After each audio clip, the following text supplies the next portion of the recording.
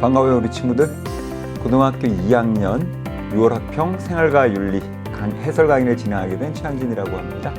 우리 친구들 오늘 6월 학력평가 보시느라고 수고 많으셨어요. 아직까지 우리 친구들이 고등학교 2학년이다 보니까 교육과정상 2학년에 이제 생활과 윤리가 편성된 학교의 학생들은 사실 뭐 배우지 않은 내용들도 있었을 겁니다. 그렇죠. 그래서 아직까지 진도 못 나간 학교들도 있었을 거고, 그래서 물론 이제 처음 수업부터 1번 수업부터 20번까지의 문제를 쭉 여러분들이 다 풀어볼 수 있으면 제일 좋고요. 그렇지 않다고 하더라도 지금은 꼭 우리가 풀어서 뭐 몇 개를 맞았다 틀렸다, 물론 이것도 굉장히 큰 의미가 있는데 지금 단계에서는 그것보다 과연 이 과목이 나한테 잘 맞는 과목인가, 그걸 여러분들이 어떻게 보면 이제 지금 테스트하고 있는 과정인 거죠. 나 생활과 윤리를 풀어봤더니 내가 이 과목으로 수능을 봐도 좋을 것 같아. 아니면 난 해봤더니 영 나한테는 안 맞는 것 같아. 여러분들 지금 그런 것들을 판단하는 시기죠. 그렇죠? 저는 그렇게 생각을 해요. 그래서 여러분들이 생활과 윤리가 잘 맞는다라고 오늘 생각이 든 친구가 있으면 왜 나한테 잘 맞는다라고 생각을 하는가? 생활과 윤리의 어떤 특성 때문에, 그렇죠? 그 다음에 잘 맞지 않는다고 생각한다면 생활과 윤리의 어떤 특징 때문에 잘 맞지 않는다라고 생각을 할까? 거기에 대해서 여러분들이 스스로가 그 이유를 여러분 스스로가 찾아봐야 될 것 같아요. 그 이유를 찾는 게 여러분들이 실제로 이제 내가 수능에서 생활과 윤리라는 과목을 선택을 해서 수능을 볼 것인가, 그렇지 않을 것인가를 판단하는 데 가장 중요한 이유거든요. 사실 오늘 같은 경우에 생활과 윤리는요, 물론 평이했는데 굉장히 문제가 괜찮았습니다. 난도도 그렇고. 그러면서도 여러분들 입장에서 조금 아쉬웠던 게 뭐냐면, 여러분들이 생각하는 생활과 윤리는 공부를 안 해도 점수가 잘 나오는 과목이라고 생각을 하는, 잘못 생각하는 친구입니다. 그건 잘못 생각하는 친구들이 있는데, 그에 비해서 지식이 필요한 그런 어떤 문항들이 굉장히 많이 출제가 됐죠. 그러다 보니까 여러분들 중에서는 생활과 윤리 내가 알기로는 공부 안 해도 거의 다 맞추는 과목으로 알고 있었는데 하고 오늘 딱 보니까 어때? 전혀 그렇지 않았다. 좀 당황하는 친구들도 있었을 것 같습니다. 그래서 요즘 생활과 윤리가요, 그래도 많이 어려워지지는 않습니다. 하지만 여러분들 이 문제를 풀기 위해서 꼭 필요한 기본적인 지식이 요구되고 있다라는 거, 그게 요즘 생활과 윤리의 어떻게 보면 트렌드죠. 하나의 출제의 트렌드입니다. 그거 여러분들이 생각하시면서 1번서부터 저하고 한 문제 한 문제씩 한번 가볼게요. 1번은 아니나 다를까 뭐와 관련된 얘기냐면요, 윤리학과 관련된 내용입니다. 그래서 뭐 제시문 자체는 그렇게 크게 어렵지 않게 평이하게 출제가 됐죠. 왜? 자, 기술에 대한 얘기가 계속 나오고 있죠. 그렇죠? 예를 들어 어때요? 윤리학의 주된 과제를 뭐라고 본다라는 거, 도덕 현상에 대한 이런 어떤 뭔가 객관적 기술, 그렇죠? 또는 인과적 기술, 이렇게 보고 있다라고 강조하고 있는 건 무슨 윤리학의 입장이죠? 기술 윤리학의 입장인 거죠. 그리고 을은 볼게요. 을은 윤리학은 도덕적 행위의 근거가 되는 도덕 원리라던가 이런 것들에 대해서 탐구하고, 이를 바탕으로 어때요? 도덕적 문제의 해결과 실천 방안을 제시한다라고 얘기하면 규범 윤리학이겠죠. 이렇게 보면 될 것 같아요. 그래, 기술 윤리학과 규범 윤리학이에요. 그런데 문제를 봐봐요. 뭐가 나와야 되냐면 OX가 나와야 됩니다. 그래서 저는 일단 뭐만 적용해요? 기술 윤리학만 1, 2, 3, 4, 5번에 다 적용을 해볼게요. 그래서 어때? 값만 적용했을 때 5가 나오는 선택지만 살려놓을게요. 알겠죠? 자, 윤리학은 현실적 도덕 문제 해결을 위한 지침을 제공해야 하는 거. 기술 윤리학 입장에서 뭐 한다? 부정. 그러니까 1번은 뭐야? 날려버리세요. 2번 볼까요? 윤리학은 도덕적 관습을 객관적으로 기술하는 데 주력해야 되는가? 오케이. 그럼 2번은 세모해봐. 왜? 을을 적용시켜 봐야죠. 일단은 값만 적용시켰을 때 1번은 아웃이고 2번은 뭡니까? 5가 되는 거죠. 그렇죠? 그다음 3번 한번 가볼게요. 윤리학은 보편적 도덕 규범과 원리를 제시하는, 어때요? 기술 윤리학 입장에서 뭐 할까요? 부정. 그럼 어때요? 1번, 3번은 다 날려버리세요. 왜? 값이 긍정해야 되는데 1번, 3번은 값이 일단 뭐예요? 부정하니까 더 볼 필요도 없는 거예요. 그렇죠? 4번 와봐요. 윤리학은 도덕적 언어의 의미 분석, 이런 것들은 뭐야? 메타 윤리학의 특징이니까 당연히 어때? 기술 윤리학 입장에서 뭐 한다? 부정. 그러니까 1번, 3번, 4번은 어때? 을을 적용시킬 필요도 없는 거야. 값에서 이미 다 뭔가 탈락이라는 거죠. 그렇죠? 값만 적용시켜봐 다 탈락이야. 5번. 윤리학은 도덕적 논증의 역시 뭐야? 메타 윤리학의 특징이죠? 그럼 어때요? 기술 윤리학 적용시키면 뭐야? X. 그런데 값이 긍정해야 돼. 그럼 값이 긍정의 대답을 하는 선택지는 하나밖에 안 남았어. 몇 번밖에 없죠? 그렇죠. 2번밖에 없단 말이야. 맞죠? 그럼 어때요? 윤리학은 도덕적 관습을 객관적으로 기술하는데 주력해야 되느냐 하면 기술 윤리학은 O, 규범 윤리학은 X. 그러니까 어때요? 값은 긍정, 을은 부정. 정답 몇 번? 2번이 정답이 되는 거죠. 맞아요? 네, 이렇게 여러분들 해결해 주시면 되고 잘하셨어요. 다음 한번 가볼게요. 2번 보시면은 뭐가 나오냐면 다음 사상가 누군지를 여러분들이 알아야 돼요. 역시 뭐 쉬운 문제는 아니었습니다. 어떤 개체가 쾌락과 고통을 느낀다는 거 쾌고 감수 능력이 있고 욕구, 지각, 정체성 이게 바로 뭐다? 삶의 주체이다. 삶의 주체 얘기 나오면 여러분들 누가 나와야 될까? 레건이죠. 레건. 그렇죠? 동물 중심주의 레건입니다. 그럼 가볼게요. 문제 상황 속 A 연골에게 제시할 조언으로 적절한 걸 고르는 거예요. 신약 개발을 위해서 결국 포인트마다 동물 실험. 그럼 동물 실험에 대해서 레건은 어떤 입장일까? 일단 봐봐. 모든 동물이 인간과 동일한 권리를 지니고 있다. 여러분들 봐봐요. 일단 여러분들은 이걸 가지고 고민하는데 물론 이걸 가지고 고민해도 좋지만 제가 볼 때는 일단 여기서 걸러줘야죠. 모든 동물일까? 아니야. 모두는. 바로 뭐지? 삶의 주체. 알겠어요? 그래서 어때? 모든 동물이라고 하면 안 되는 거야. 뭐다? 삶의 주체. 알겠죠? 그래서 1번 아웃이고 2번 또 역시 어때요? 모든 동물이 인간을 위한 도구이므로 실험 대상이 여러분들 어때요? 그럼 봐봐. 레건이 모든 동물에 대해서 어때요? 동물 실험을 뭐 한다? 찬성한다. 이건 레건의 입장일까 아닐까? 아닙니다. 왜? 레건이 얘기하잖아요. 삶의 주체인 동물들은 뭐를 지닌다? 내재적 가치를. 그래서 어때요? 수단으로 대우해서는 안 되고 뭐로 대우해야 한다? 목적으로 대우해야 된다. 그렇기 때문에 어때요? 그런 어떤 삶의 주체에 대해서는 뭐다? 즉 실험 대상이 되는 것에 대해서 레건은 뭐 할까? 반대하고 있잖아요. 당연히 어때? 레건의 입장에서는 뭐 한다? 긍정할 수가 없는 거예요. 됐고. 레건은요. 잘 들어. 동물 실험 여부 결정을 하는 데 있어서 그 기준이 어때요? 사회적 유형성이라고 이렇게 주장한 적이 없습니다. 됐죠? 됐고. 네 번째. 이거 참 재밌는 얘기 나왔어요. 레건은요. 동그라미 쳐봐. 동물을 도덕적 행위의 주체라고 얘기하지 않아요. 어떻게 동물이 도덕적 행위의 주체가 될 수 있습니까? 그렇죠? 요게 잘못된 거야. 그래서 레건은 동물을 뭐라고 도덕적 행위의 주체로 보지 않습니다. 됐어요? 그런데 어때요? 주체이기에 이렇게 했으니까 당연히 뭐다? 아웃 시켜버려야죠. 다섯 번째. 삶의 주체인 동물을 실험 대상으로 간주하는 것이 잘못이에요. 삶의 주체를 바로 뭐다? 실험 대상으로, 즉 수단으로 간주하는 것은 뭐다? 잘못이다. 정답 몇 번? 5번이 되겠죠. 특별히 뭐 그렇게 어렵진 않았지만 아주 그렇게 여러분들 평이하거나 쉽게 그렇게 해결할 만한 내용은 아니었다라는 거 강조드리면서 3번 한번 들어가 볼게요. 3번입니다. 야, 이거 봐라. 그쵸? 요까지 먼저 봐야 돼요. 어떤 행위가 옳은 이유는 그 행위가 오직 뭐야? 의무감에서 행해지고 그 행위의 원리가 뭐야? 보편화될 수 있다. 도덕법칙 얘기가 막 나오고 있죠. 그쵸? 의무 얘기와. 그럼 뭐죠? 칸트로 대표되는 의무론. 의무론적 입장에서 뭐죠? 칸트입니다. 가장 대표적으로. 그런데 어떤 사상가는 좀 색깔을 바꿔볼까요? 어떤 사상가는 특정 행위가 옳은 이유로 그 행위가 문제 상황에서 선택 가능한 다른 행위를 할 때보다 더 큰 효용, 유용성을 산출하기 때문이라고 주장한다. 그럼 요건 뭐의 입장일까요? 공리주의거든. 뭐의 입장에서? 의무, 즉 칸트의 입장에서 공리주의에 대해서 제기할 수 있는 비판, 그것만 여러분들이 골라주면 끝나는 거죠. 그렇죠? 한번 볼게요. 행복의 실현을 도덕적 행위의 목적으로 삼아, 여러분들 칸트가 행복을 도덕적 행위의 목적으로 삼아야 한다고 얘기한 적 있어요? 없어요? 없죠. 쉽게 얘기하면 꺽쇠친 부분은 뭐가 아니다? 칸트의 입장이 아닙니다. 아웃 시켜주세요. 2번. 도덕 판단에서 행위의 동기보다 결과를 고려해야 함. 이것도 역시 뭐다? 칸트의 입장일까 아닐까? 칸트의 입장이 아닙니다. 칸트는 뭐를 고려한다? 동기를 강조하고 있죠. 세 번째. 공리의 원리에 따라 윤리적 의사결정이 이루어져야 한다. 역시 이것도 누구의 입장이 아닐까요? 칸트의 입장이 아니죠. 아웃 시켜버리세요. 자기 입장이 아닌 걸 갖고 비판을 하거나 뭐 할 수가 없잖아요. 그렇죠? 반론을 제기하거나. 자, 네 번째. 도덕적 행위의 실천을 위해 정엄명령에 따라야 함. 이건 뭐야? 칸트의 입장이야. 근데 어때요? 칸트가 바라볼 때는 공리주의가 이걸 뭐야? 간과하고 있죠. 그래서 정답 몇 번? 4번이 되는 거예요. 해결됐어요? 5번. 행위보다 행위자의 성품에 비추어 도덕성을 평가해야 함. 이것도 역시 누구의 입장이야? 칸트의 입장이 아니야. 요걸 이제 강조하고 있는 가장 대표적인 건 바로 뭐다? 덕윤리라는 겁니다. 덕윤리. 덕윤리가 바로 뭘 뒤에 나와요. 뭐를 강조하고 있다? 행위자의 성품이나 또는 어때요? 품성. 이런 것들을 강조하고 있죠. 행위자 중심의 윤리다라고 이제 평가받고 있는 덕윤리에 대한 설명. 그러니까 어때요? 아웃시키는 거예요. 됐어? 뭐 정답은 다 나왔죠, 여러분들? 됐고. 네 번째 한번 가볼까요?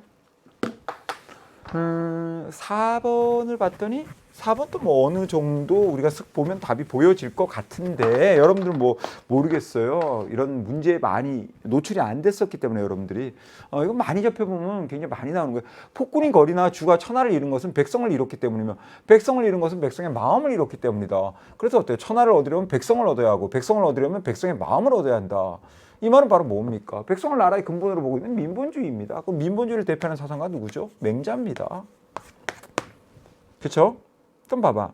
여러분들 상식적으로 봐도 우리 교육과정에 나오는 사상가가 백성을 하찮게 여기라고 얘기하는 사상가 있겠습니까? 상식적으로 이게 참 쉽지 않은 일이죠. 이런 건. 그렇죠? 이건 당연히 말도 안 되는 거고.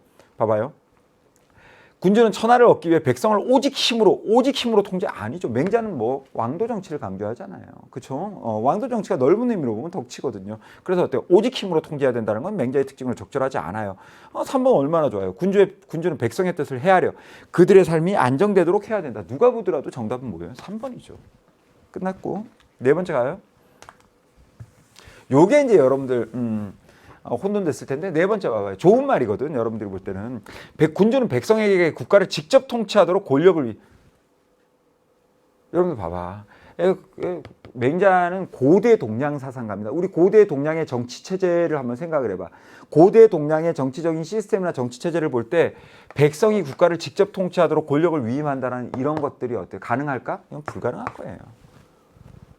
됐어요? 물론 백성이 나라의 근본이에요. 백성을 귀하게 여겨야 돼요. 그렇다고 해서 어때요? 백성이 어때요? 직접 통치하고 이런 얘기는 말이 안 되는 겁니다. 됐죠? 다섯 번째. 군주는 백성의 신뢰를 얻는 것보다 자신의 이익을 더 중시 말도 안 되는 거죠. 뭐 백성의 신뢰를 얻으라고 얘기하고 있잖아. 어디에서? 제시문에서도. 그래서 어때? 4번과 5번은 모두 다 뭐다? 적절하지 못한 선지이다. 됐죠? 그러면 일면의 마지막 문제인가요? 5번. 역시 뭐 꼭 나와야 되는 또 사상가가 나왔습니다. 그렇죠? 굉장히 유명한 사상가죠. 개인윤리와 사회윤리로서 그렇죠? 사회윤리를 강조하고 있는 사상가인데 집단의 도덕성 얘기가 벌써 나오죠. 개인의 도덕성에 비해서 뭐하다? 열등하다.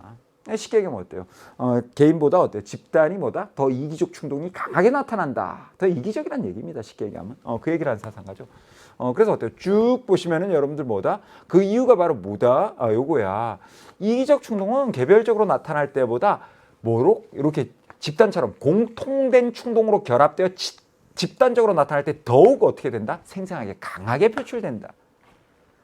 그래서 어때요? 개인보다 집단이 더 이기적이다라고 보고 있는. 누구죠? 니부어죠. 그럼 한번 가볼게요. 개인 간 갈등은 합리적인 대화로는 해결할 수 없다.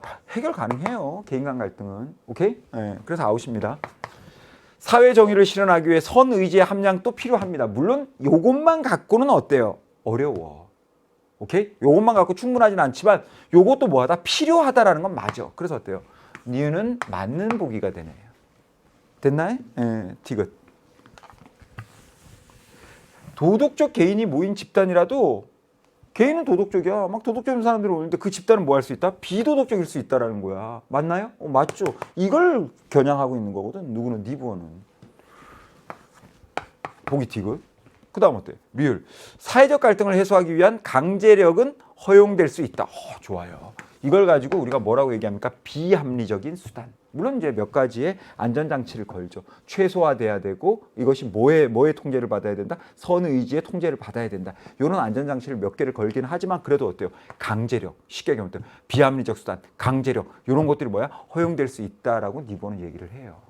그럼 뭐 정답 다 나왔죠. 몇 번이 정답입니까? 5번이 정답이 되네요. 해결되셨어요? 그럼 1면 마무리하고 이제 우리 2면 한번 6번서부터 10번까지 가볼까요? 6번서부터 10번 한번 가봅시다.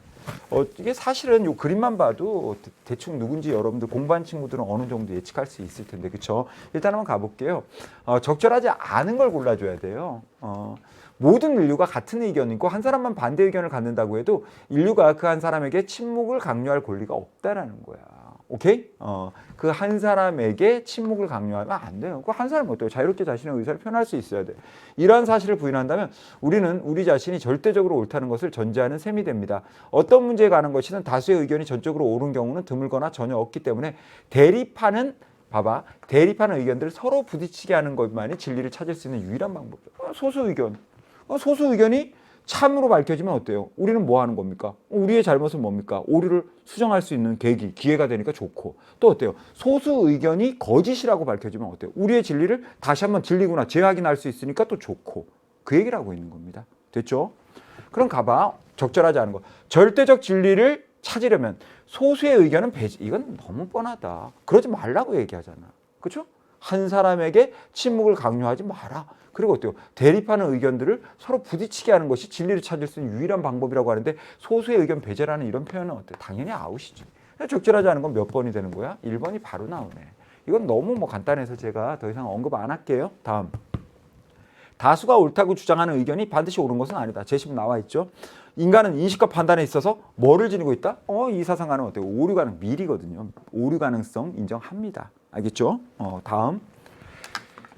인간은 논쟁을 통해서 여기 나오잖아. 논쟁을 통해서 어때? 진리를 보다 분명하게 인식할 수 있다. 좋아요. 인간은 누구나 자신의 의견을 자유롭게 표현할 수 있어야 돼. 그러니까 침묵을 강요해서는 안 된다는 얘기야. 다 제시문에 나와 있는데요. 정답 나왔죠? 7번을 한번 가볼게요. 7번이 참 재밌는 문제였어요. 제가 볼 때는. 아주 쉬운 주제를 갖고 굉장히 잘 만들었죠. 좀 까다롭게, 그렇죠? 이 주제 자체는 여러분들 생각할 때 뭐 어떻게 보면 굉장히 좀 무난하게 출제가 되는 주제거든요. 자유주의라던가 보수주의라던가, 그렇죠? 중도주의라던가, 예를 들어 뭐 성과 사랑의 관계라는 이런 어떤 주제에서 출제가 되는 이제 그 내용인데, 그래서 뭐 그렇게 어려울 게 없다라고 느끼는데, 여러분들이 딱 봤을 때 공부를 한 친구들도 봤을 때 어때요? 까다로웠죠. 내용적으로 까다로운 게 아니죠. 제시문을 얼마나 활용을 잘 했느냐, 그렇지 않았냐에 따라서 이 문제에 맞았냐 틀렸냐가 판가름되지 않았을까라고 저는 생각을 해요. 가볼게요. 여기서는 뭐라고 얘기하면 도덕적으로 정당화될 수 있는 조건이 결혼이야, 결혼. 가장 중요한 조건 중에 하나가. 그쵸? 그러니까 뭐야? 보수주의야. 그 다음 나는 봐요. 동의만 있으면 돼. 이건 무슨 주의야? 자유주의야. 그쵸? 예. 그럼 어때요? 보수주의는 결혼이라는 것이 전제돼야 성적 관계가 도덕적으로 정당화된다. 자유주의는 어때요? 동의만 하면, 서로 간에 동의만 하면 어때요? 성적 관계가 도덕적으로 정당화된다. 이게 이제 기본 틀이에요. 알겠죠? 그럼 이제 가보자고. 그런데 많은 친구들, 선생님 답이 2개던데요? 라고 질문하는 친구들이 많아. 근데 왜 답이 하나죠? 보수주의 봐봐. 성적 관계에서 인격적 가치를 무슨 소리입니까? 당연히 어때요? 서로 인격적으로 뭡니까? 인격적 가치를 고려해야죠. 서로 인격적으로 대우를 해야죠. 인격적으로 대화하지 않는다 그러면 상대방을 수단으로 대화한다는 얘기인데 말도 안 되는 거예요. 이건 말이 안 되고. 다음. 사랑이 전제된 성적 관계도 정당하지 않을 수 있어. 그래요. 뭐 결혼이라던가 이런 것들이 어때요? 전제되지 않으면. 그러니까 정답 몇 번이 되는 거야? 2번이 돼. 요관이 좋았어요. 근데 자유주의를 대표할 때 선생님 이거 맞지 않나요? 그러니까 많은 친구들이 선생님 3번도 정답 아닙니까? 라고 이제 많이 질문이 들어오는데 이거 봐봐. 자발적 동의 많이라는 거 이거 하나면 된다. 근데 여기 제시문 봐봐. 요거 나오지. 상호 자발적으로 동의, 맞아, 이 동의가 필요한데 요거 봐봐. 대신에 또 좋고 서로에게 뭐 해를 타인에게 피해를 끼치지 않는다면. 알겠어요? 조건이 또한 뭐야? 타인에게 피해를 끼치지 않는 이런 경우에 있어서의 자발적 동의야. 됐죠? 그러면 어때요? 자발적 동의만이라고 얘기하면 돼, 안 돼? 안 되는 거야.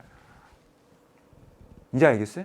그래서 이게 굉장히 까다로웠어. 아주 제가 그러잖아요. 평이한 주제를 갖고 굉장히 취재가 잘 된 문항이 전 개인적으로 7번 문항이다라고 생각을 해요. 그래서 많은 친구들이 요거 남겨놓고 마지막에 찍었다고 얘기를 하는 친구들이 많았죠. 이런 것들이 이제 문제가 취재가 잘 된 겁니다. 왜 잘못됐는지 지금 충분히 설명해 드렸죠? 됐고. 성적 관계에서 쾌락적 가치보다 생시적 가치. 여러분들 생시적 가치를 이제 많이 강조하고 있는 건 어떤 입장일까요? 보수주의. 알겠어요? 그렇기 때문에 뭡니까? 자유주의 입장에서는 뭐 적절하지 못하고. 그 다음 또 볼게요. 성적 관계에 대해서는 도덕적 판단을 내려서는 안 돼. 말도 안 되는 거야. 왜? 여기 나오잖아. 도덕적으로 정당화될 수 있다. 여기 도덕적으로 정당화될 수 있다. 이거 다 뭐 내리고 있는 거야? 도덕적 판단 내리고 있는 거잖아. 그렇죠? 그렇기 때문에 어때? 도덕 판단을 내려서는 안 된다라고 얘기하면 이건 어때? 성립될 수 있다 없다? 없다. 그럼 정답 몇 번? 2번이죠. 잘 봤습니다. 왜 7번이 여러분들 까다로운지 이제 이해가 좀 되시죠? 굉장히 취재가 잘 됐다라는 거 다시 한번 말씀드리면서 8번 한번 가볼게요. 8번은 이제 여러분들이 좋아하는 비문학 독해의 성격이 조금 강했죠. 하지만 여러분들 이것도 역시 기본적 지식 여러분들 필요하다라는 거 분명 말씀드릴게요. 주제는 뭡니까? 유전자 치료예요. 근데 우리가 유전자 치료를 보통 두 가지로 얘기하죠. 하나가 뭐죠? 체세포에 대한 유전자 치료죠. 그런가요? 오케이, 좋아요. 그래서 뭐라고 얘기하냐면 일단 갑 봐봐요. 유전자 개입을 통해 유전적 질병을 치료하는 행위는 허용돼야 된다. 오, 좋아. 그리고 어때요? 을도 뭐라고 얘기해? 동의해. 하지만 어때요? 그 유전자 치료가 어디까지? 체세포 유전자 치료까지는 돼. 을은. 그런데 어디까지는 안 돼? 생식세포에 대한 유전자 치료는 허용되어서는 안 된다. 알겠죠? 그럼 이제 그랬더니 갑이 뭐라 그래? 제 생각은 달라요. 그러면서 뭐라고 얘기한다? 생식세포 유전자 치료는 하기 때문에 바로 뭐다? 그래서 그렇기 때문에 여러분들 바로 뭐라고 얘기합니까? 이런 것들을 맞아주기 때문에 여러 세대에 걸쳐 큰 병이 드는 체세포 유전자 치료의 실행 필요성을 줄여준다. 쉽게 얘기하면 어때요? 갑은 생식세포 유전자 치료까지 허용해 주는 거야. 찬성. 알겠어? 그러니까 이렇게 보면 돼. 갑은 생식세포의 유전자 치료에 대해서 찬성해 주죠. 반면에 을은 뭐야? 생식세포 유전자 치료에 대해서는 뭐 하고 있어요? 반대. 오케이? 이겁니다. 그러니까 갑도 그렇고 을도 그렇고 기본적으로 뭐는 체세포 유전자 치료에 대해서는 다 찬성하거든. 그러니까 체세포 유전자 치료가 여기서는 핵심이 아니야. 봐봐. 토론의 핵심 쟁점. 토론이라는 건 입장이 달라야 되잖아. 그럼 어때? 체세포 유전자 치료에 대해서는 입장이 다른 게 아니야. 뭐에 대해서 다른 거야? 생식세포에 대한 유전자 치료. 여기에 대해서 입장이 어때? 서로 다른 거다. 이렇게 여러분들이 보시면 딱 정확한 거예요. 이제 어떻게 보는지 아셨죠? 그래야 이렇게 정확하게 볼 줄 알아야 문제를 해결하는데 시간이 단축될 수가 있어요. 가보자고. 일단 정답은 보여. 왜? 5번 봐봐요. 생식세포에 영향을 주는 유전자 치료. 아이고 말이 길다. 그냥 어때요? 생식세포 유전자 치료. 허용돼야 돼? 말아야 돼? 여기는 어때요? 좋아. 여기는 어때요? 안 돼. 그러니까 정답 몇 번? 5번입니다. 되셨나요, 여러분들? 요겁니다, 요거 정답은. 그럼 이제 가볼게요. 1번. 체세포 유전자 치료는 의학의 목적에 부합하는 거야? 좋아요. 둘 모두 긍정합니다. 유전자 치료는 미래 세대에게 어떠한 영향도 주지 않는가? 아닙니다. 이거는 어때요? 반대입니다. 둘 모두 부정해요. 분명히 어때요? 미래 세대에 영향을 준다라는 건 인정을 해요. 유전자 개입을 통해서는 유전적 질병을 치료할 수 없는가? 아니에요. 유전자 개입을 통해서 어때요? 분명히 어때요? 유전적 질병 치료할 수 있다라고 얘기는 합니다. 오케이? 자, 많은 비용이 투입된 유전자 치료일수록 성공. 이거는 뭐 사실은 제시문의 내용과는 직접적인 어때요? 상관성이 없다. 이렇게 보시면 됐죠? 그래서 어때요? 핵심 쟁점은 결국 뭐다? 생식세포 유전자 치료까지 허용해 줄 것인가 말아야 할 것인가? 5번이 정답이 됩니다. 해결됐어요? 9번 이제 한번 가봅시다. 9번 보시면은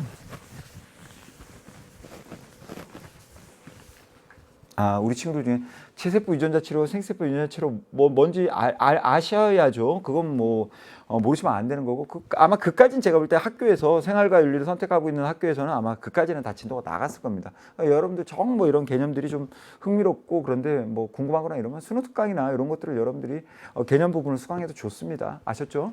그다음 볼게요. 이거 참 재밌어. 우리가 순수한 영혼의 상태라는 건 이게 바로 어떠한 상태입니까? 그렇지. 보통 플라톤 같은 경우에는 가장 대표적인 게 뭐야?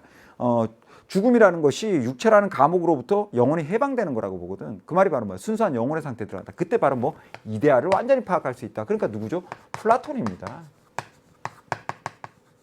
그러면 A에는 어때요? 플라톤이 부정할 내용이 들어가야 돼. B에는 플라톤이 긍정할 내용이 들어가. 갑시다. A부터. 죽음에 이르면 육체와 함께 영혼이 소멸되는가? 아니. 어때요? 부정했지. 그러니까 정답이 되는 거야. 들어가기 적절해. 왜? 여기에는 부정할 내용이 들어가야 되거든. A에는. 또 봐봐. 죽음을 인간이 피해야 할 고통? 인간이 피해야 할 고통. 왜? 죽음이라는 건 영혼이 어때? 순수한 영혼의 상태가 되는데 피해야 할 고통으로 볼까? 아니. 그러니까 어때? 아니 하니까 당연히 어때요?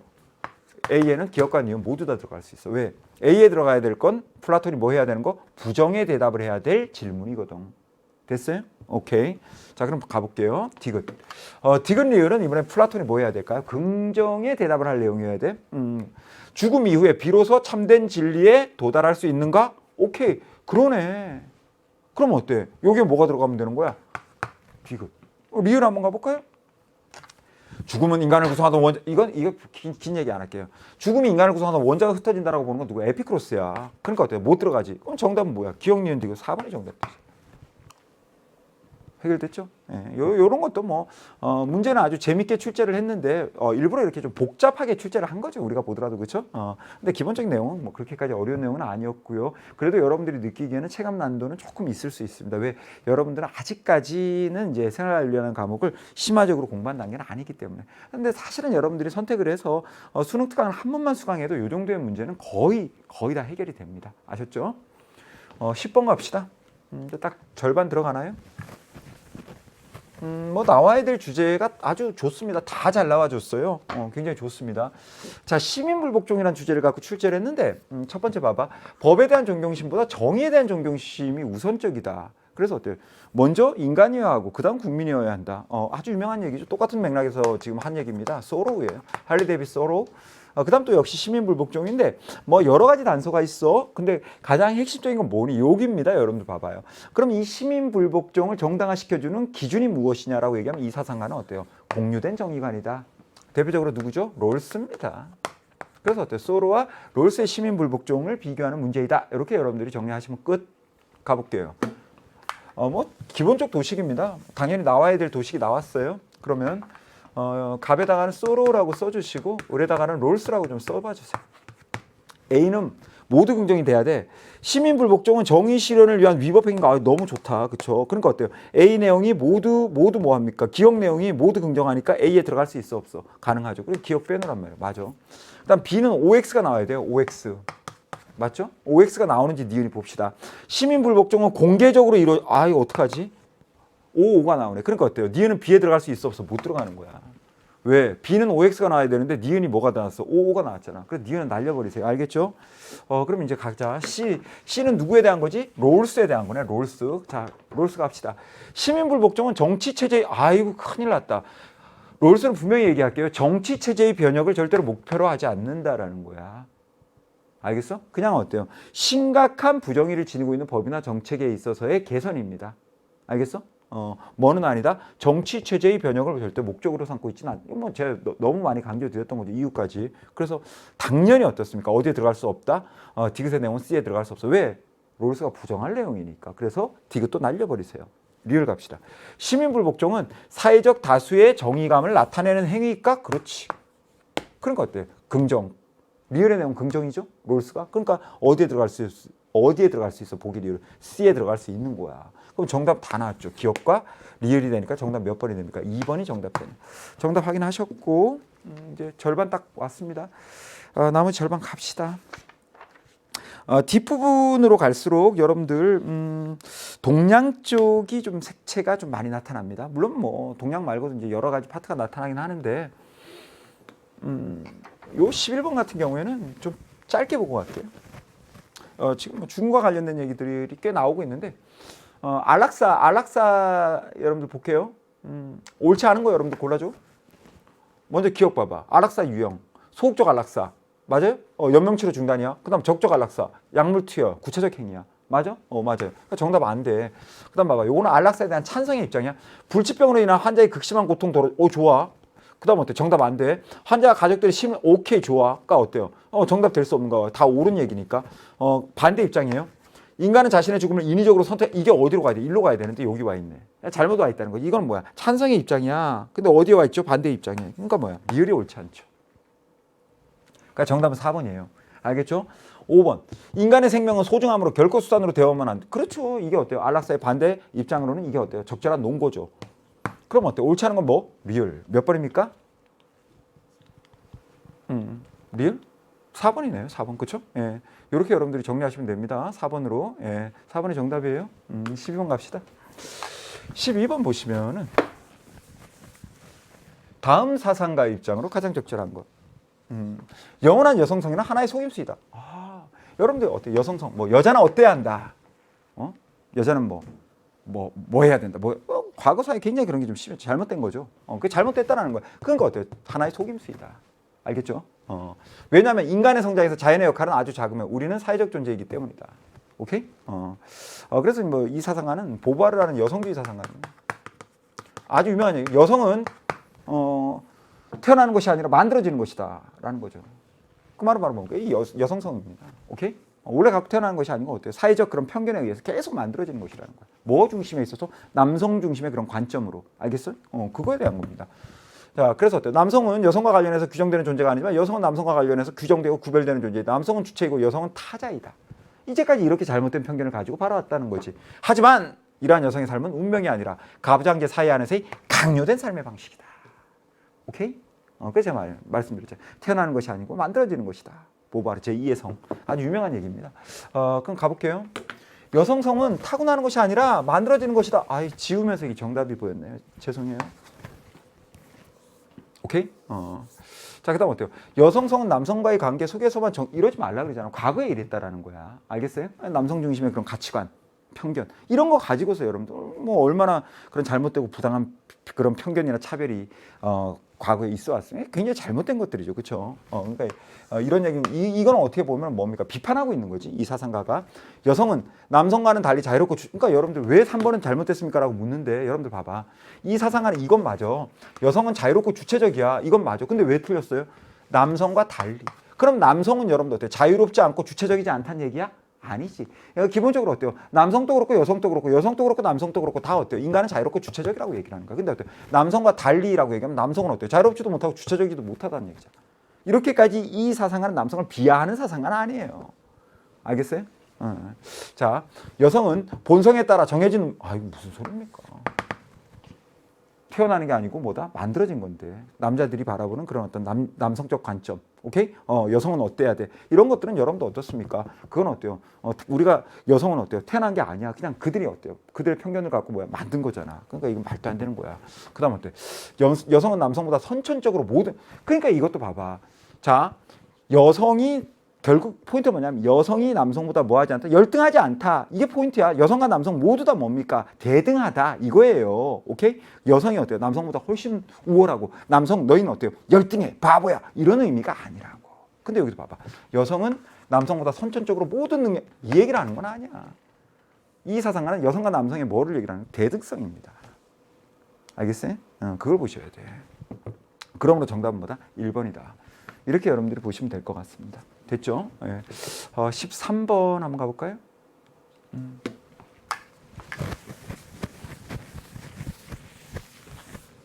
그러니까 이게 제가 이렇게 말씀드렸지만 방금 봤던 문제는 여러분들 진짜 해결 잘 해야 대부분의 친구들이 그렇게 봐요. 이 여성주의 사상가가 남성보다 여성이 훨씬 더 우월하고 남성이 여성보다 절대 그렇지 않아요. 알겠어? 그걸 잘 봐야 돼. 이제까지 남성들이 그렇게 봤지. 남성이 우월하고 여성이 열등하다고. 그거에 대해서 비판하는 거야. 남성과 여성 모두 다 어때요? 대등하고, 오케이? 다 어때요? 주체적이다. 다 자유롭다. 이렇게 보는 거예요.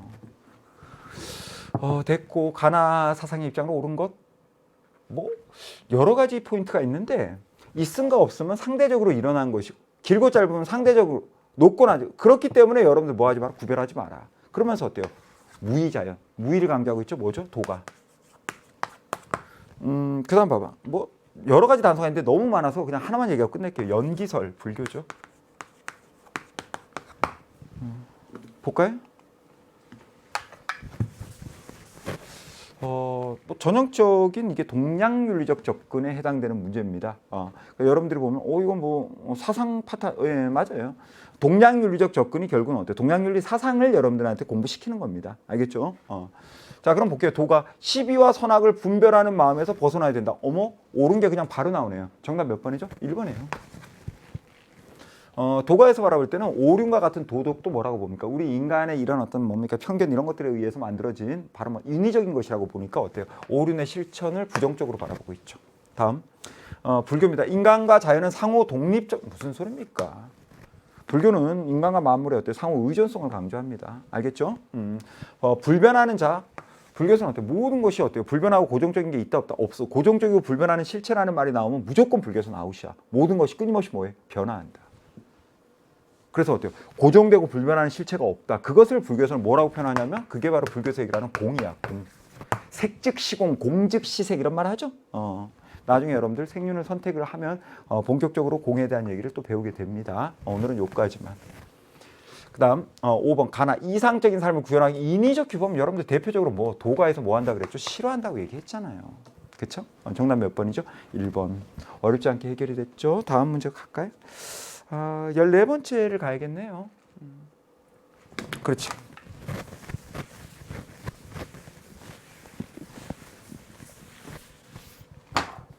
요런 거는 사실 어려워요.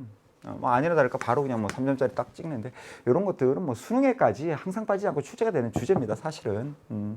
그럼 이게 주제가 뭐예요? 선생님 물으면 국가입니다. 국가. 그럼 국가의 뭐에 대한 겁니까? 여러 가지가 있어. 여러 가지가 있지만 가장 주된 건 국가와 관련해서 메인 주제는 성립이야. 그럼 일단 이 사상가는 선생님 누구예요? 봐봐. 국가가 어떻게 성립됐냐? 본성적으로. 그러니까 자연적 산물이라는 거야. 오케이? 그래서 누구야? 아리스토텔레스예요, 여러분들. 네, 이렇게 보시면 되고. 요 사상가는 누구냐면 국가가 어떻게 만들어졌다라고 얘기를 하냐면 요 사상가는 우리가 계약을 통해서 국가를 만들었다고 얘기해. 사회계약서를 대표하는 사상가거든. 그럼 누군지 볼게요. 자연상태 얘기가 일단 나와. 기본이에요. 재산을 보장받기 위해서 국가를 수립하기로 합의. 우리가 계약을 통해서 어때요? 합의. 합의했다는 건 계약이라는 얘기. 동의했다는 얘기잖아. 그렇죠? 그러면 이 사상가 누굴까요? 로크입니다. 이렇게 보시면 돼요. 아주 출제가 뭐 잘 되는 그런 사상가들이에요. 수능에까지. 그러니까 뭐 여러분들이 생활과 윤리에서 지금 뭐 학교 시험 6월 학평이니까 여러분들 7월에 또 기말고사 보시잖아요. 6월 말이나. 그때 만일 요 주제가 시험 범위에 들어가 있으면 100% 나옵니다. 이건 90%도 아니고 100%예요. 무조건 출제하시는 주제입니다. 여러분들 선생님들께서 알겠죠? 예, 꼭 알아두셔야 돼요. 볼게요. 아리스토텔레스. 인간은 국가 안에서 자아를 실현하고 행복을 누릴 수 있다. 너무 좋다. 맞아요. 기억은 정답입니다. 그 다음 봐봐요. 국가는 개인의 자발적 요게 결국 뭘 묻고 싶은 거냐면 국가의 형성에 대해서 묻고 싶은 거야. 근데 기본적으로 보면은 국가를 뭐라고 보냐면 자연적 산물이라고 봐. 우리 인간의 본성에 의해서 만들어진 자연적 산물이다. 오케이? 예, 그런데 어때? 인위적 산물이라고 했으니까 대표적으로 어때? 이건 뭐야? 아웃이야. 니은 아웃 시켜버리세요. 그래서 아리스토텔레스를 마무리하고 이제 누구로 간다? 로크로 한번 넘어가 볼게요. 자, 갑시다. 인간은 생명과 자유 및 재산에 관한 자연적 권리, 자연권을 원래 가지고 있다라는 거야. 기본적으로 자연적 권리 가져 안 가. 맞습니다. 좋아요. 그래서 이것도 정답이에요. 리를 볼게요. 국가의 권위는 인간의 본성과 무관하게 발생한다. 누가 반대할까요? 갑사상가가. 왜? 나오잖아. 인간 본성에 따라 성립된 국가는, 다시 한번, 국가는 뭐? 인간 본성에 따라 성립. 나오죠. 그대로 나오잖아, 제시문으로. 근데 어때? 인간 본성과 무관하게 국가가 성립, 발생했다라고 얘기하면 아리스토텔레스 입장에서는 당연히 어때요? 못 받아들이겠지. 부정한다는 얘기예요. 그러니까 리얼 또 뭐다? 아웃. 그럼 정답은 뭐야? 기억과 디귿이니까 몇 번인가요? 2번이 정답이 되네요. 맞아? 다 됐고, 지금 이제 우리가 15번째 3면의 마지막 문제를 들어갑니다. 이제 총 6문항이 남았습니다. 여러분들 지금 피곤하실 텐데 잘 보고 있습니다. 한 15분 정도면 여러분들 마무리가 되니까 조금만 더 집중력을 끌어올려 주세요. 예를 들어 나는 정확히는 모르겠지만 해설 강의를 들었는데 재미있다. 저런 표현들 흥미가 있다. 그리고 알고 싶다라고 얘기하면 그런 친구들은 생윤 선택에도 좋아요. 알겠죠? 왜 지금 하고 있는 게 이제 우리가 사상과 관련된 내용들이거든요. 볼게요. 15번이 하이라이트입니다. 아니나 다를까 3점 딱 찍혀 있죠. 우리가 수능에서 출제가 되는 생활과 윤리의 주제가 많은데 10번 중에 9.5회는 즉 10회 중에 9.5회는 오답률 1위에 랭킹되는 주제가 바로 이 주제입니다. 사회정의 파트. 오케이? 롤스, 노직. 거의 시험 10번 나오면 9.5번은 항상 오답률, 그러니까 쉽게 얘기하면 오답률 1이라는 건 가장 많이 틀린다는 얘기예요. 누가? 우리 수험생들이. 가장 어려워한다는 얘기. 그게 바로 요 주제예요. 이게 이제 정의거든요. 잘 봅시다. 이번에도 아마 다른 문제들도 여러분들이 아직까지 공부가 덜 됐기 때문에 어려웠겠지만 특히나 이런 문제들은 여러분들 깜짝 놀랐을 거예요. 이런 건 뭐지? 그렇죠? 원래 가장 어려운 주제예요. 가볼게요. 천천히. 정의의 원칙은 무죄의 배를 쓴 가상적 상황, 미안합니다. 무죄의 배일 가상적 상황 다 나왔어요. 대표적으로 누굽니까? 롤스라는 사상가죠. 그다음 을 봐봐요. 오직 계약을 집행하고 사람들을 무력과 절도의 사기에서 보호하는 기능을 수행하는 바로 뭐야? 최소 국가 얘기를 하고 있죠. 그렇죠? 포괄적 국가는 어때요? 개인의 권리를 침해할 수 있다. 여기서 얘기를 하는 개인의 권리라는 건 가장 대표적으로 바로 뭘 얘기를 하고 있습니까? 소유 권리. 이런 것들, 즉 소유 권리에 대한 뭐가 나타날 수 있다라는 겁니까? 간섭, 침해가 나타날 수 있다라는 거예요. 그래서 요 사상가는 누구냐면 노직입니다. 노직이라는 사상가는 그래서 뭐다? 소유 권리로서의 정의. 즉 우리 개인들은 어때요? 자신의 소유물에 대해서 사용하고 처분할 수 있는 그런 자유를 가지고 있다. 또 어때요? 그와 같이 정당하게 성립된 소유권에 대해서 보존이 잘 되고 그것이 어때요? 잘 보장되는 국가가 결국 뭐다? 정의로운 국가이다. 이것이 어때? 노직의 핵심이야. 그래서 어때요? 노직의 트레이드 마크는 바로 뭐다? 소유 권리로서의 정의입니다. 한번 들어가 볼게요. 갑은 롤스고 을이 노직이죠. 한번 써놓고 들어가 볼까요? 여기가 롤스, 여기가 노직입니다. 자, 먼저 이게 롤스만의 특징이 되는지 한번 봐봐요. 분배의 공정성, 분배의 결과를 근거로 이게 참 어려운데 역시 보기 기억부터 굉장히 좀 아우라가 느껴집니다. 분배의 공정성은 여러분들 그러죠. 야, 이거 한국말로 쓰여졌는데 한국말이 아닌 것 같아. 그냥 국어로 쓰여져 있죠. 국어인데 국어가 아닌 것 같아. 그런 느낌 들 겁니다. 이게 뭘 강조하는 거냐면요. 이 롤스라는 사상가는요. 봐봐. 절차와 결과가 있잖아요. 뭐가 공정하면? 절차가 공정하면 무조건 뭐야? 결과가 공정하다. 쉽게 얘기하면 이걸 뭐라 얘기해? 절차의 공정성이 결과의 정의로움 또는 결과의 공정성을 뭐한다? 보장해 준다라고 얘기해. 이게 이제 절차적 정의라는 거거든요. 순수 절차적 정의라고 얘기를 하는데 뭐 그까지는 여러분들이 나중에 공부하실 때 깊게 공부하실 때 하고 일단 그걸 우리가 가지고 한번 들어가 보면 분배의 공정성은요. 여기서부터입니다. 분배의 결과를 근거로 판단되어야 한다라고 얘기했을 때 분배의 결과가 아니고 바로 뭘까요? 분배의 절차겠죠. 됐어요? 그렇기 때문에 어때? 기억에 들어갈 수 있어? 기억은 A에 들어갈 수 있어? 없어? 못 들어갑니다. 지금 롤스의 내용이 아니라는 거야. 됐죠? 어려웠어요. 보기 기억 역시. 그 다음 볼게요. 정의가 실현된 사회에도 경제적 불평등이 존재할 수 이건 뭐 우리가 많이 하는 얘기입니다. 이건 기본이에요. 맞습니다. 롤스 노직 모두 다 어때? 동의합니다. 그 다음 노직만의 특징? 국가는 국민의 기본적 자유를 보장하기 위해서 이거는 노직은 맞죠. 당연히. 그런데 누구도 맞을까? 롤스도 맞습니다. 그러니까 이거는 C가 아니고 어디로 들어가야 돼? B에 들어가야 되죠. 그러니까 어때? C라고만 하면 틀린 겁니다. 됐어요? 그럼 기업과 디귿은 아웃이에요. 리을 봅시다. 그럼 최소 수혜제를 위한 이거예요. 국가의 재분배 정책에 대해서 노직은 기본적으로 뭐야? 비판적이야. 그러니까 어때? 정당화될 수 없다. 오케이? 정답 몇 번입니까? 니은과 리을 4번이 정답. 정답 확인하셨어요? 수고하셨습니다. 어때요? 역시 15번 문제 만만치 않죠? 15번이 어렵습니다. 물론 이제 여러분들이 느낄 때는 시민불복종도 어렵고 다 어렵고 그런데 나중에 공부해 보시면 압니다. 이 정의라는 주제가 굉장히 어려운 주제구나라는 건 이제 여러분들이 나중에 좀 느끼시게 될 거고 그렇다고 못 풀 정도는 아니에요. 기본적 개념 우리가 한 80분 정도 필요합니다. 70분이나 그 정도만 여러분들이 공부를 하시면 한 95% 이상은 다 풀립니다. 이거보다 어렵게 나오는 경우에도 이제 마지막 사면 갑시다. 저하고 16번 볼게요. 가사상의 입장에서 볼 때 나의 기억에 대한 옳은 설명만을 보기에서 골라라. 자신이 이기고 예를 회복해라. 이거 그냥 나오네. 극기복네. 대표적으로 누구야? 공자. 뭐라고 보면 돼요? 유교죠. 유교. 그럼 유교 입장에서 볼 때 기억에 들어갈 게 뭘까? 하늘과 땅이 생겨나서 만물이 생겼고 만물이 생겨나서 남녀가 생겼고 남녀가 생기고 나서 뭐가 생겼을까? 기억이야. 요거 봐봐. 요렇게 치면 되는 거예요. 요렇게. 알겠죠? 그래. 그 다음 또 봐봐. 또 똑같은 거네. 그치? 요 기억은 인륜의 시작이지만 만복의 근원으로 아무리 친밀하다고 해도 서로 올바르게 행동하고 손님처럼 공경. 상경여빈이라고 그러지. 서로 공경해야 돼. 여빈. 마치 뭐처럼? 손님처럼. 여기 기억, 네모 박스 기억에 들어갈 표현은 바로 뭘까요? 부부입니다. 부부. 부부에 대한 것만 여러분들이 골라주면 돼. 자, 기억할까? 좋아요. 음양의 원리처럼 상호 보완, 당연하죠. 부부가 보완적이어야죠. 그 다음, 서로에게 자애와 효도. 부부끼리 효도를 실천합니까? 참. 이거는 부모 자식 간의 윤리 아닙니까? 그쵸? 부모는 어때? 자식에게 자애, 자식은 어때? 부모에게 효도. 어떻게 부부끼리 효도를 실천해? 니는 뭐, 말도 안 되는 얘기고. 다음. 디귿. 여러분들 부부가 동기간입니까?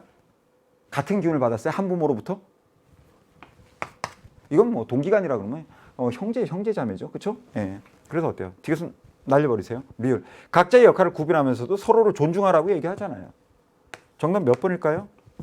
2번이 정답이 되네요. 17번 한번 가볼까요? 17번째? 가봅시다. 지우다 보니까 17번 주제는 뭘까요? 직업. 잡에 대한 겁니다. 직업. 그럼 먼저 가봅시다. 갑을 사상가들의 직업관 아니나 다를까? 주제가 직업이구나. 가장 적절한 거 알 수가 있죠. 봐봐요. 임금이 임금답고 신하가 신하답고 그쵸? 그럼 요건 뭐야? 유교죠, 유교.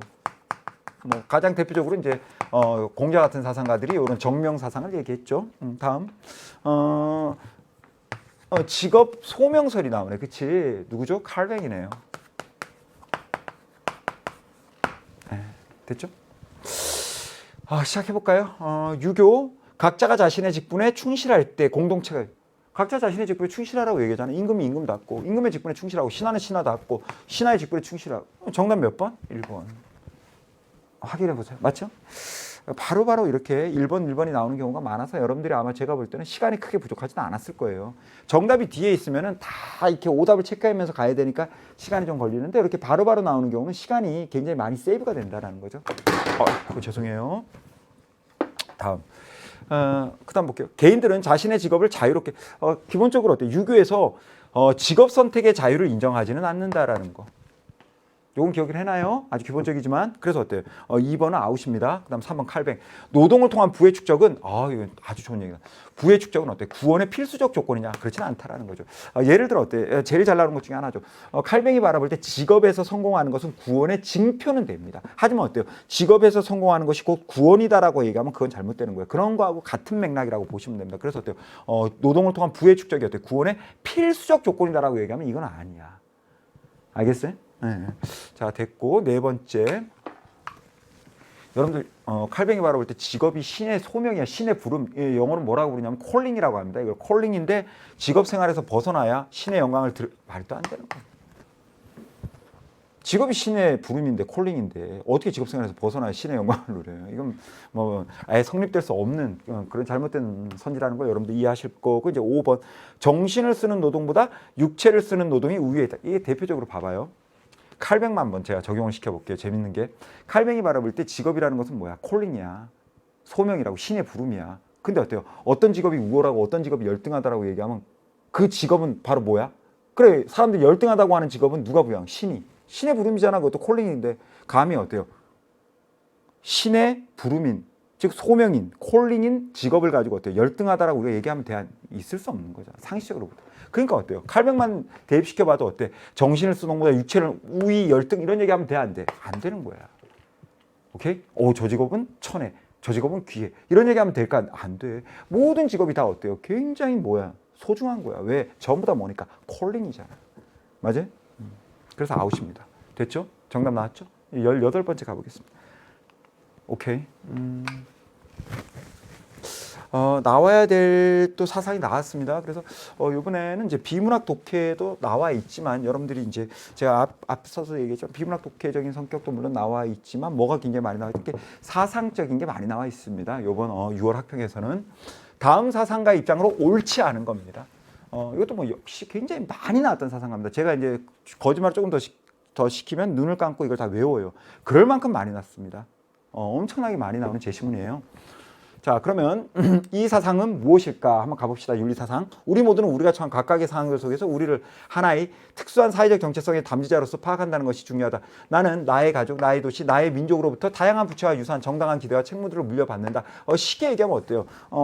나라는 어떤 인간의 그런 어떤 정체성을 논하는 데 있어서 뭐를 분리해서 얘기할 수는 없다. 공동체를. 오케이? 그래서 어때요? 공동체를 굉장히 중시하고 강조하고 있다는 게 나타나고요. 이러한 역할의 담지자로서 우리 모두는 어때요? 삶에 주어진 사실과 도덕적 출발점을 구성한다. 가장 대표적으로 이건 뭐다? 덕윤리입니다. 현대 덕윤리를 대표하는 사상가 누구죠? 맥킨타이어 같은 사상가들이 있어요. 오케이? 거기에 대한 얘기입니다. 그럼 한번 가볼게요. 공동체의 전통은 개인의 도덕성에 영향을 준다. 당연한 얘기죠. 다음. 도덕적 정체성은 공동체적 관계 속에서 형성된다. 좋아요. 다 지금 뭐를 강조하고 있습니까? 공동체를 강조하고 있는 거야. 알겠어요? 그 다음 봐. 도덕적 가치는 사회적 맥락에 따라 달라질 수 있다. 좋죠. 자, 그 다음. 도덕 판단에서 행위자의 역사적 특수성을 역시 어때요? 공동체가 지닌 역사 이런 것들 로부터 뭐하다 완전히 분리되어 있는 게 아니라고 얘기를 하는 거죠. 그거 어때요? 굉장히 밀접한 상관성을 얘기하고 있잖아. 좋아요. 자, 요거 봐봐. 덕성의 함량보다 보편적 도덕 법칙의 탐구를 중시 아닙니다. 뭐를 강조하고 있죠? 행위자의 성품, 행위자의 도덕성. 그래서 어때? 우리가 덕윤리를 얘기할 때 정답은 이제 5번에 옳지 못한 건 덕윤리를 얘기할 때 우리가 뭐 중심의 윤리라고 얘기합니까? 그래서 행위자 중심의 윤리다 이렇게 얘기를 하는 거야. 뭐를 강조하기 때문에 행위자의 품성. 그 품성이 결국 어때요? 도덕적 품성이거든. 그래서 잘못된 건 몇 번이다? 5번. 해결됐죠? 19번째 한번 가볼까요? 19번입니다.